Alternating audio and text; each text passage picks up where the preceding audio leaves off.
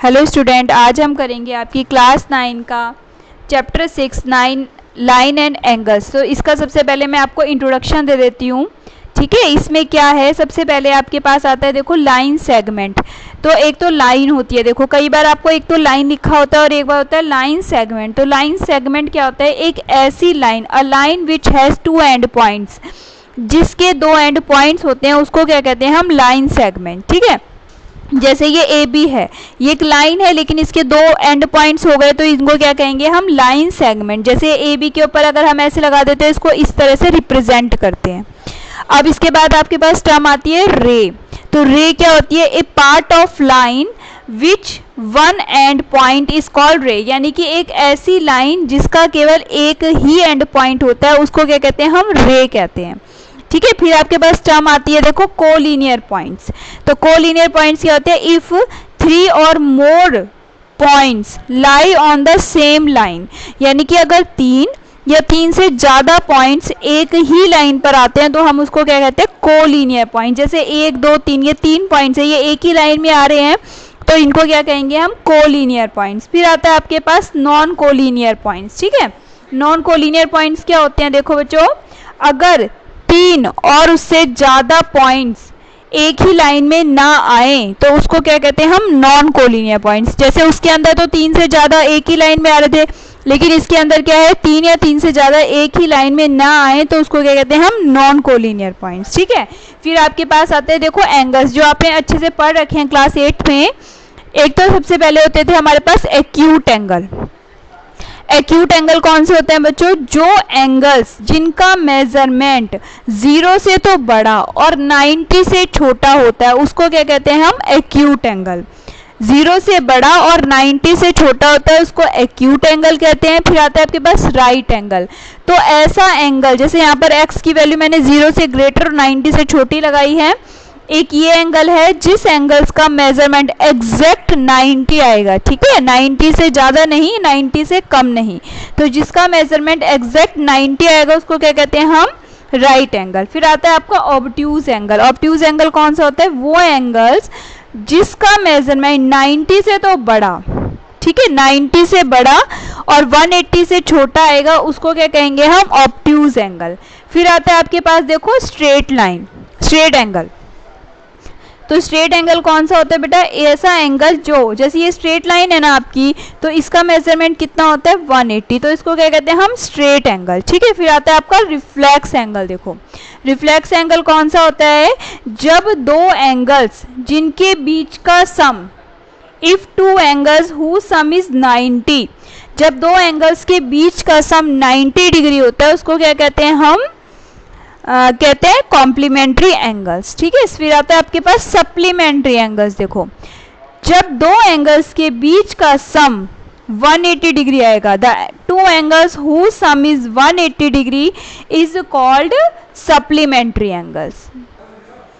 Adjacent angles, ठीक है, अगर if two angles have common vertex, अगर दो एंगल्स के बीच का वर्टेक्स एक ही हो, कॉमन यानी सेम एक ही हो, तो उसको क्या कहते हैं हम, एडजेसेंट एंगल्स। ठीक है, जैसे ये है ABD और DBC, ये दोनों एंगल्स कैसे हैं हमारे, एडजेसेंट एंगल्स है, क्योंकि इनका ये जो वर्टेक्स है वो क्या है हमारा, कॉमन है, यानी एक ही है। ठीक है, उसके बाद अब है देखो आपका linear pair of angles. Linear pair क्या होते हैं बच्चों, जैसे अगर आपकी कोई ऐसे करके एक स्ट्रेट लाइन जा रही है, उसके बीच में जैसे डिवाइड हो गया कोई एंगल, तो ये दोनों एंगल्स को क्या कहते हैं हम, लीनियर पेयर। जैसे ABD और BDC, ये दोनों कैसे पेयर हैं हमारे, लीनियर पेयर ऑफ एंगल्स हैं, और इनका सम कितना होता है बच्चों, लीनियर पेयर एंगल्स का सम होता है हमारा 180 डिग्री।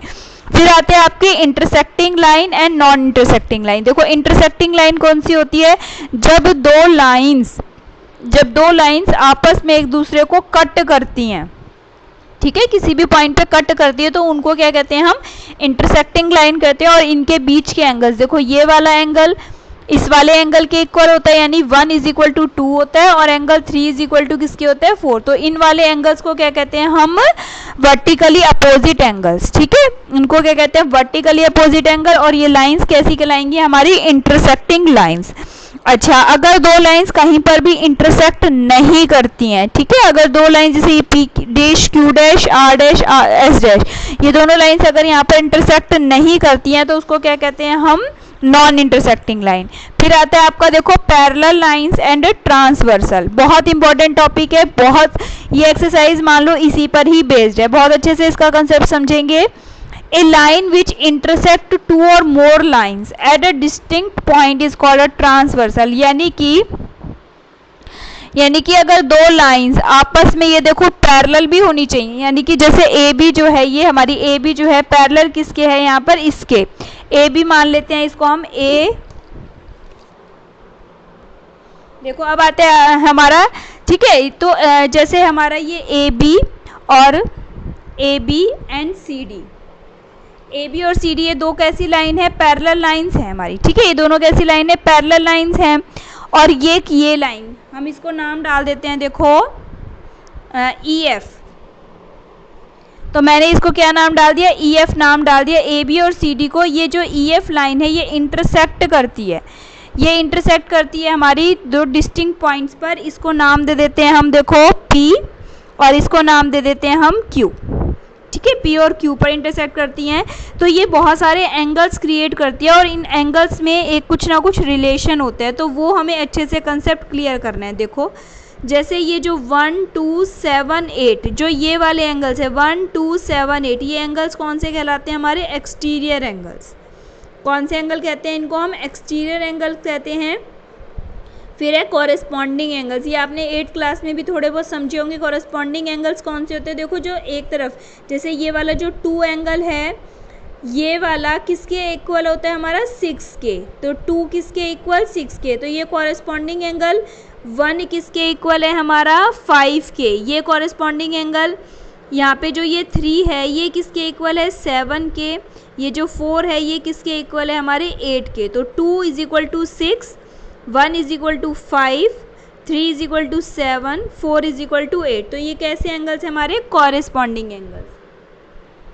अब देखो इसी वाले फिगर में हमारे, इसी फिगर में चेक करेंगे क्या नाम दिया था मैंने, देखो ये ए बी, ये सी डी, और ये क्या दिया था हमें ई एफ, और यहाँ पे ये क्या दिया था हमने पी क्यू, ठीक है, ये नाम दिया था। अब देखो इसके अंदर हमारे होते हैं अल्टरनेट इंटीरियर एंगल्स, तो अल्टरनेट इंटीरियर एंगल्स कौन से होते हैं हमारे, देखो जैसे ये वाले 3, ठीक है, ये वाला alternate interior angle 3 is equal to किसके आएगा आपके 5 के, 3 इज इक्वल टू 5 के, 4 इज इक्वल टू 6 के, ठीक है, 3 is equal to 5, 4 is equal to 6, तो ये alternate interior angles 3 is equal to 5, 4 is equal to 6। फिर आता है आपका alternate exterior angles, exterior angles कौन से होते हैं आपके, देखो 2 इज इक्वल टू किसके आएगा 8, बाहर वाले मैंने भी पहले बताया था 1 2 7 8 एक्सटीरियर एंगल्स होते हैं। एक्सटीरियर एंगल्स में अब इक्वल के लिए क्या आ जाएगा, 2 इज इक्वल टू 8 आ जाएगा, 7 इज इक्वल टू किसके आ जाएगा 1 के, 2 8 के, 1 किसके आ जाएगा 7 के, तो alternate interior angles equal, alternate exterior angle equal. अच्छा, अब interior angles on the same side of transversal, जैसे ये आपकी ये दोनों लाइन पैरेलल लाइंस और ये क्या है इसकी ट्रांसवर्सल, तो सेम साइड की ट्रांसवर्सल क्या होते हैं, एंगल 4, ठीक है, एंगल 4 जो होती है वो क्या किसके इक्वल है हमारा, हाँ, तो ये देखो बेटा interior angles on the same side of transversal कौन से होते हैं, देखो एक साइड के ट्रांसवर्सल, यानी जैसे ये 4 है और 5 है, ये दोनों क्या है, ये जैसे हमारी ये दो लाइन पैरेलल्स हैं, ठीक है, ये इसकी ट्रांसवर्सल है, तो ये एक साइड ट्रांसवर्सल के एक साइड के कौन से हैं इंटीरियर एंगल्स हमारे, interior angles on the same side of transversal, तो 4 और 5 हैं, 3 और 6 हैं। लेकिन अगर मैं यहाँ पे सम ऑफ लगा देती हूँ, यानी कि sum of the same side of transversal, तो यानी कि ये जो ट्रांसवर्सल है इसके सेम साइड्स का सम कितना होता है हमारा 180, angle 4 plus angle 5 is equal to 180, और angle 3 plus angle 6 is equal to 180, हमारे क्या होता है सेम साइड ऑफ ट्रांसवर्सल्स का सम।